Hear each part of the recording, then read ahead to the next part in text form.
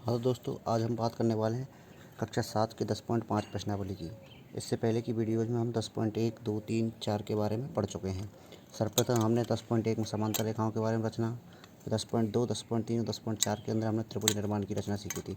अब 10.5 के अंदर भी हमको त्रिभुज निर्माण की रचना सीखनी है, लेकिन इसके अंदर हमको समकोण त्रिभुज की रचना करना सीखना है। तो समकोण त्रिभुज में जैसा कि आप जानते हैं कि समकोण त्रिभुज किसे कहते हैं कि ऐसा त्रिभुज जिसका एक कोण, एक एंगल 90 डिग्री का हो, उसको राइट एंगल ट्रायंगल या समकोण त्रिभुज कहा जाता है। तो जैसा कि आप प्रश्न में देख सकते हैं कि समकोण त्रिभुज पी क्यू आर की रचना करनी है।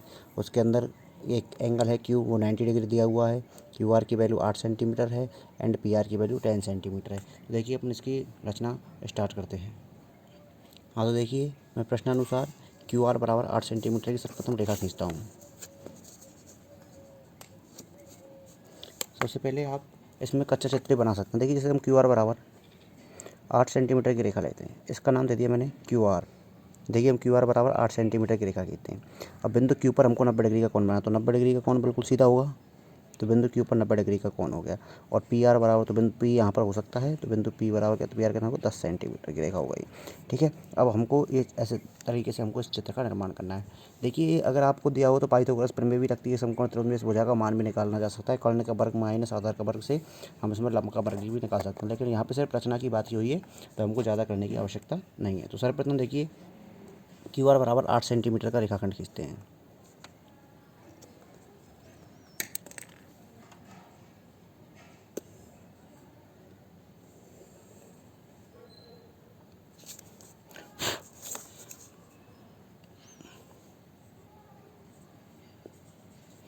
क्यू आर बराबर 8 सेंटीमीटर। अब बिंदु क्यू पर हमको 90 डिग्री का एंगल बनाना है। तो 90 डिग्री एंगल आपको हम बनाना बता चुके हैं। तो 90 डिग्री का एंगल बनाने के लिए बिंदु क्यू पर देखिए, मैं प्रकाल को रखते हुए एक सेमी सर्कल या आप उसको अर्धवृत्त बोल सकते हैं, अर्धवृत्त की रचना करता हूँ। अर्धवृत्त की रचना करते हुए क्यू आर पर जिस बिंदु पर काटता है उस बिंदु से इस तरीके से कोण बनाते हैं। तो ये कोण हो गया हमारा 60 डिग्री का। हमको 90 डिग्री का कोण बनाना है। एक चाप यहाँ से काट दिया जाएगा, चाप बोले तो अर्क, और दूसरा अर्क यहाँ से काट दिया जाएगा, अर्क। ये हो गया। अब देखिए, इस बिंदु पर प्रकाल की नोक रखते हुए इन दोनों चापों का एक इंटरसेक्टिंग पॉइंट प्रतिच्छेदी बिंदु बना दिया जाएगा। हो गया। इस बिंदु को प्रकाल की सहायता से बिल्कुल सीधा स्ट्रेट मिला दिया जाता है, जैसा कि आप देख सकते हैं।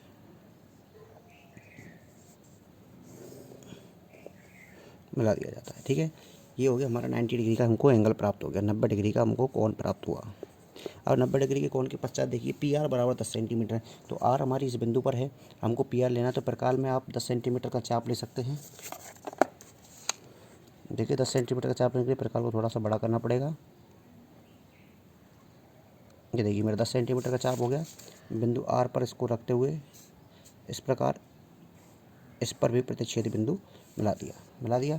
और ये इस प्रतिच्छेदी बिंदु को नाम दे दिया हमने पी, और इसको बिंदु आर से मिला दिया जाता है। ये हमारा 10 सेंटीमीटर प्राप्त होता है। इस प्रकार त्रिभुज समकोण त्रिभुज पी क्यू आर की रचना प्राप्त होती है।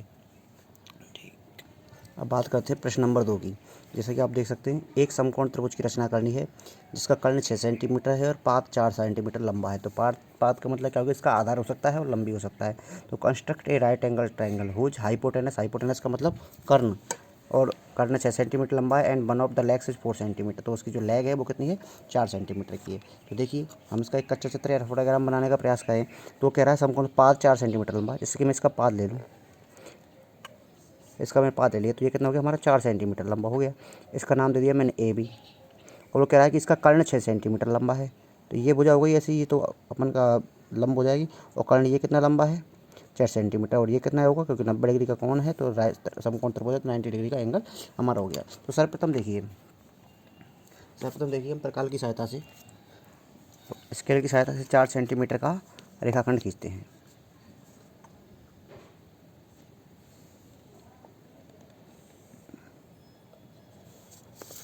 इसको नाम दे दिया ए बी। इसके पश्चात इस पर 4 सेंटीमीटर का रेखाखंड लेने के पश्चात बिंदु ए पर बना देते हैं हम 90 डिग्री का कोण। तो 90 डिग्री का कोण बनाने का वही प्रक्रिया है।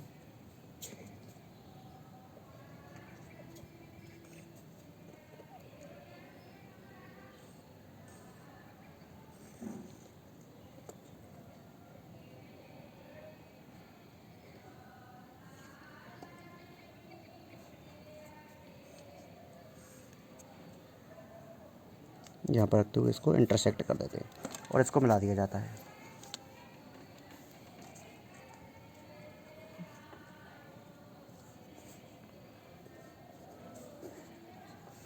ये हमारी 90 डिग्री का एंगल हो गया और उसने ये तो हमारा आधार हो गया। उसके बाद उसने बोला है कर्ण जो है हमारा 6 सेंटीमीटर है, तो 6 सेंटीमीटर का नाप ले लेते हैं हम इसके अंदर। 6 सेंटीमीटर बिंदु बी पर रखते हुए 6 सेंटीमीटर इधर ही होगा, इस तरीके से काटना है क्योंकि कर्ण हमारा ये होगा लंबा और कर्ण को बिंदु बी से ज्वाइन कर दिया जाता है, मिला दिया जाता है और इस बिंदु पर ए बी सी नाम दे दिया जाता है। ये हमारा हो गया कर्ण 6 सेंटीमीटर।